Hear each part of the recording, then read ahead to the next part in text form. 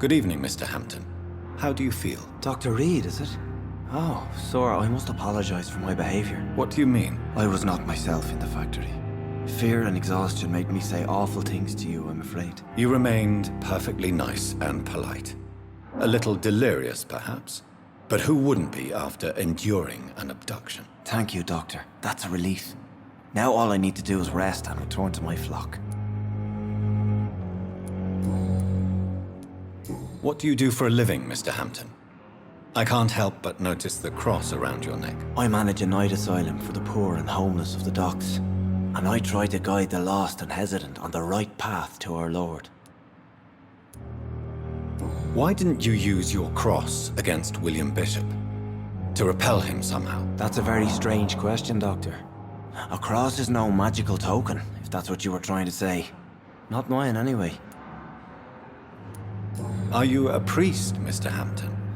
A deacon, maybe? Not at all, Doctor. I'm just a man of faith willing to preach the good word. How do you feel, Mr. Hampton? Medically speaking, I mean. I feel exhausted. Beyond exhaustion, actually. William drank so much of my blood in his madness. I feel empty. You're in good hands here. Dr. Swansea is well versed in blood transfusion, and I'm sure he'll take the best care of you. Thank you, sir. I believe all I need is rest, and then I can go back to the people who need me. Have you made friends since you arrived? Not really, but I recognize Miss Harriet Jones. I knew her when she lived by the docks. That poor woman had such a miserable life. You never came to see her here at Pembroke? Receiving visits when sick can be an important part of the healing process, you know. We're not just bodies. You're preaching to the converted now, Doctor. To be truly honest, I thought she was dead. She left the docks many months ago.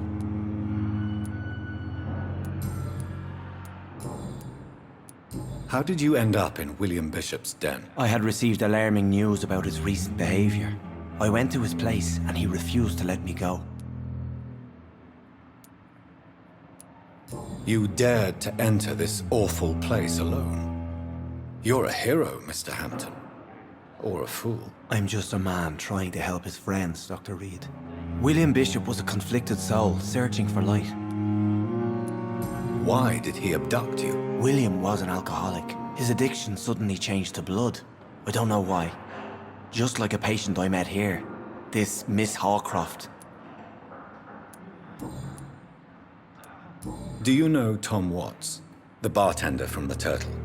I met him before I found you in the canning factory. Tom? Yes, of course. Always the helping hand, good old Tom. Without men like him, corruption and despair would have wiped out the East End long ago. Who should I avoid in this part of town, then? Any particularly evil figures? Not really. Most men and women are just doing their best. And it's not my habit to speak ill of people I know, Doctor. People are still in despair. How could it be otherwise? The authorities have left us all to rot in this contagious nightmare. No drugs, no advice, nothing. It's a damn shame.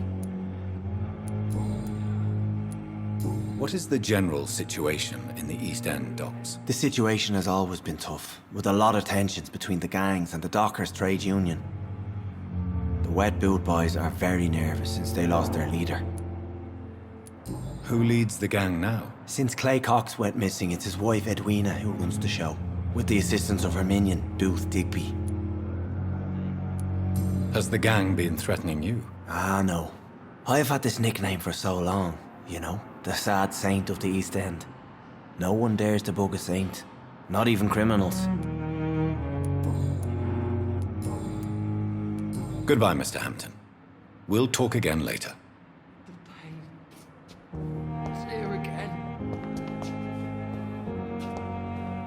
I cannot enter. You're gonna be fine. We're here for you.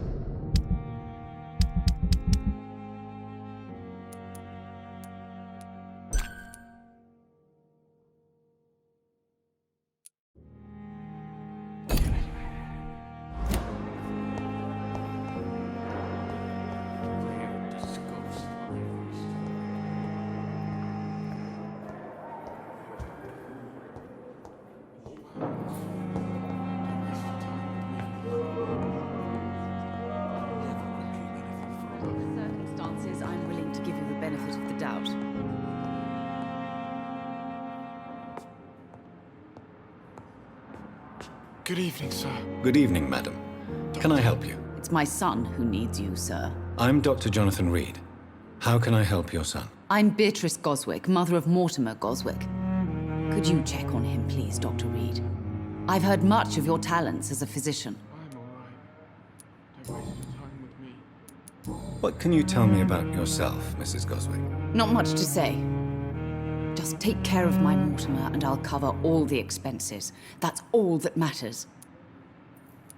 May I ask if you have an occupation, Mrs. Goswick? I'm a teacher by profession. I teach young women who are more ambitious about their futures than their families. Are you really that rich? Most of the patients here are of a more humble origin, if I may say so. Yes, thanks to my husband. May he rest in peace. I can cover any needed medical expenses. What do you think of your reception here? Any complaints? I have had the uttermost reservations about this hospital since we arrived. But we had no other choice, considering the state of emergency. Is there something in particular that's bothering you? Some of the staff were not especially welcoming. I suspect they're not accustomed to dealing with patients of such social standing. Tell me more about your arrival at the Pembroke Hospital. What gave you such a bad first impression? The ambulance driver was quite rude, for a start. And that nurse, Miss Hawkins, seems to have quite a dubious attitude. What do you mean? She managed to secure a bed for my son despite the epidemic. It was a relief, but it wasn't cheap. She charged you for a bed? Yes, and I paid without question, considering the urgency of the situation. I share your concern, Mrs. Goswick. Be sure that I'll talk to the people involved. I don't expect compensation, Dr. Reed.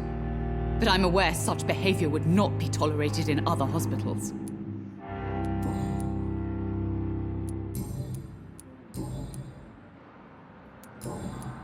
Goodbye, Mrs. Goswick. Doctor. Good evening. I'm Dr. Reed. Can I help at all? No, Really? Why are you here, then? I don't want to talk. My throat hurts too much. I suppose that this pain is the reason you're here. Is someone taking care of you? Yes. And no. Could you at least tell me your name, sir? Mortimer. Mortimer Goswick. How painful is your throat, Mr. Goswick? So painful I'd rather not talk at all, Doctor. I'm sure you realize a doctor and his patient have to communicate, sir. Would it help if I gave you some paper and a pen? Not really. I see. Then maybe it's not just your throat that hurts, Mr. Goswick. Perhaps your sore throat is just the consequence of something more hurtful. Yes, maybe. But I don't want to talk or even write about it now. Why did your mother have you hospitalized here? She seems convinced this is a bad hospital. My mother just wants the best for me. She won't rest while I'm here. She'd go all the way to hell and back to help me.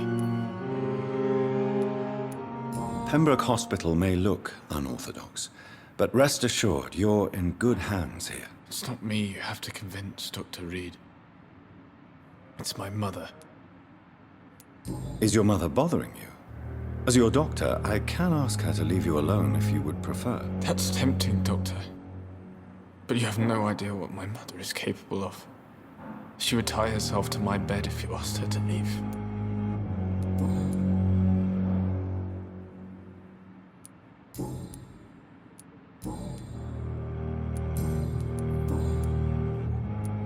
Tell me about yourself, Mr. Goswick. I don't want to talk, Doctor. I have to go now, sir. But don't hesitate to contact me if you need any help. Good evening, sir.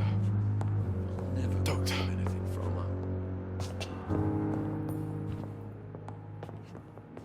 What can I do for you, Doctor?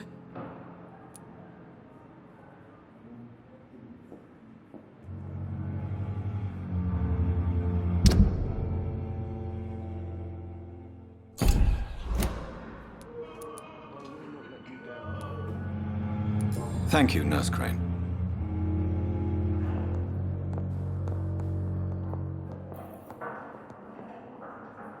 Good evening, sir. I'm Dr. Reed. May I help you? I don't know if a third opinion is needed. Your colleagues are already arguing about my condition. I see. Would you mind telling me more about your situation? I'm Harvey Fiddick. All I want is to get me bloody arm fixed properly.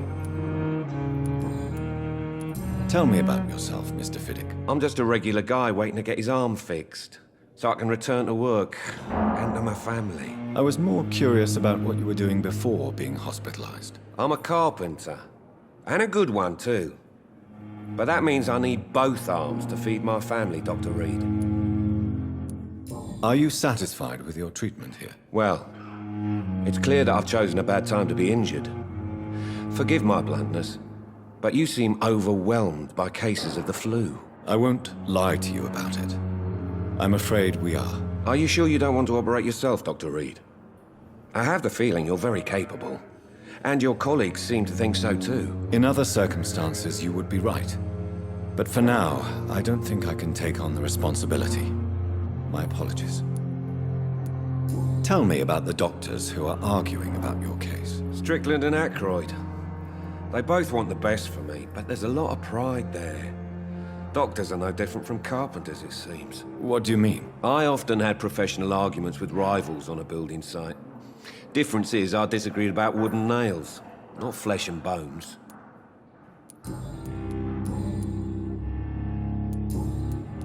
Goodbye for now, Mr. Fiddick. I'll see you later. My sweet girl reads me like a book. I never could keep anything from her.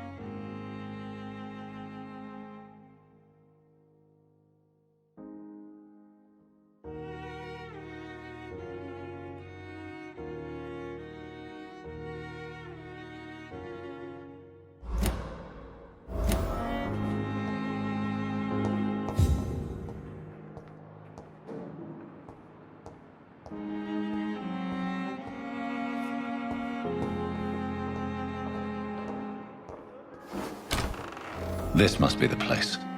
It's definitely away from prying eyes. Relegated to the shadows. A kingdom of my own. At least I won't be sleeping in a coffin.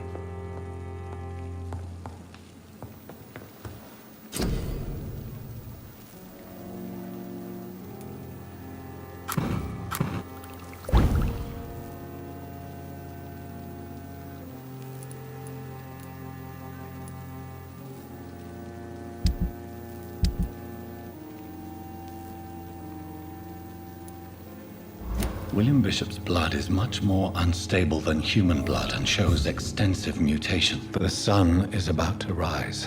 I can feel it. I'll continue tomorrow night. I have so much time now.